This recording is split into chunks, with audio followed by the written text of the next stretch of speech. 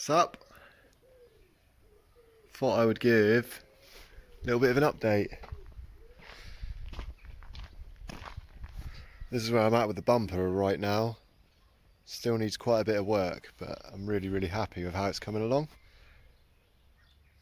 And I know it's probably a bit far off of the primer stage, but I just wanted to put some high build on, give me an idea of where I'm at.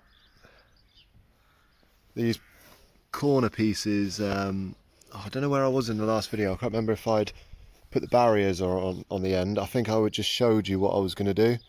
So you can't really tell anymore, but the bottom piece up to about here was that original piece that I showed you. And then I made the top piece, just taped a barrier on the back and then stuffed loads of fiberglass in behind.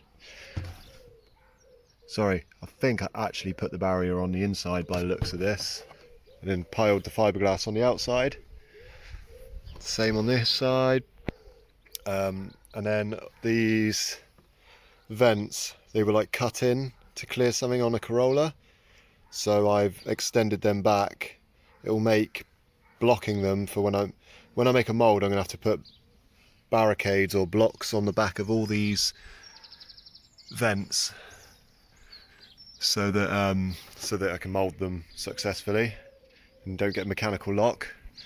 So yeah, I've squared this up because it looked odd when it was on the car, and yeah, I just think it looks better and it'd be better for moulding. I've just been adding a bit more fibre fill on. It would be a lot easier if I had matte, like chop strand matte and some resin, but I haven't got any of that at the moment. Probably think about making an order in the next day or two. And then one side's a bit different to the other. I think this one needs a bit more filler in it. And then this is the one that needs more filler, and the other side just needs a little bit. And then I've got like a crack coming through there where I've taken a bit too much of the filler off. See if I can tip it up a minute. It's quite hard to see, but out here in the sunlight. Obviously I've been sanding with 80 grit, and you can see in there it needs a bit more filler in that corner because I literally does fiberglass and I knocked the tops off, so it needs a bit more filler in there. And then like where I've filled these holes in here needs a bit more, but it's coming along. I'm really chuffed with it. Oh my god, chuffed, showing my age. And then the bonnet needs quite a bit of work.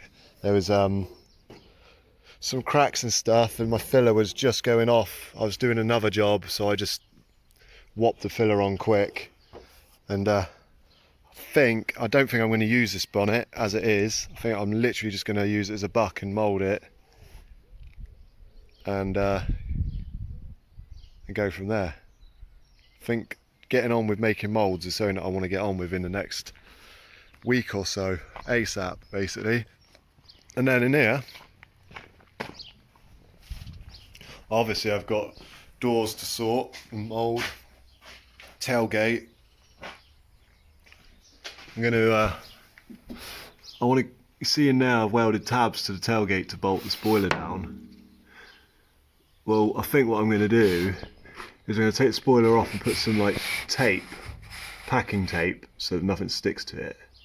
Now put the spoiler back on, and I'm going to try and stuff fiberglass up in there to try and make a return lip. And then I'll cut the tabs off and dress that back, make it nice again, bodywork it, and then fill the spaces in that, like with the fiberglass, so I can try and make like a fiberglass return. The alternative is to template it, make an aluminium return, and weld it on. But I just want to make it so it's mouldable and something that I can sell to other micro users or micro owners. I've also been doing a little bit to the tunnel, trying to get that ready to mould. Basically, I wasn't actually going to get on and do this for quite some time, but it's a fairly non-critical part and it's not something that I'm probably going to resell. So I think I'm going to make a mould and get this carbon Kevlar tunnel smashed out ASAP. Also, for safety, I think having a carbon Kevlar tunnel is not a bad thing with the prop and the flywheel spinning around next to your ankles. But yeah, I'm going to quickly get this out of the way a minute and then I can show you some other progress that I've made.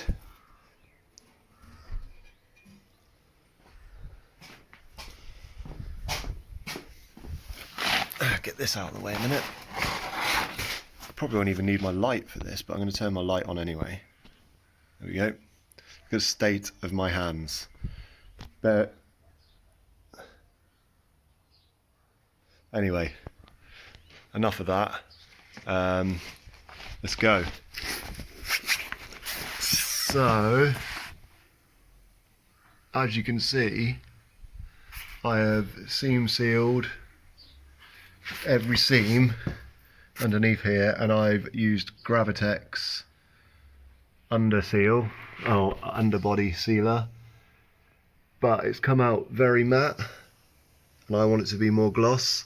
It's actually quite thin in places, so you can also see like there's some bits up in here. The old pinch, the old flange on the sill was really quite bad, so when I put the new floor in and I welded two together, it didn't come out amazing, but it's not bad. So that's that. Let me move a minute. So I've got another couple of litres of this Gravitex stuff. So what I'm going to do is I'm going to give it another couple of coats in places like that. Generally give it another couple of coats, or another coat, another couple of litres on it, and then after that, quite a few little dangleberries. After that I'm going to paint it in body colour, I think. We're going to paint it in BG5. Should I be filming the work process? Is that what people want to see? Let me know. As you can see, I got the rear subframe back on and the battery box. Should I be putting a cover of some sort over the battery box? My old man said yesterday it's probably quite a vulnerable place, like if it gets wet or muddy it could short out, but I think it'll be alright under there. I'm not even sure if I'll drive this car in the wet.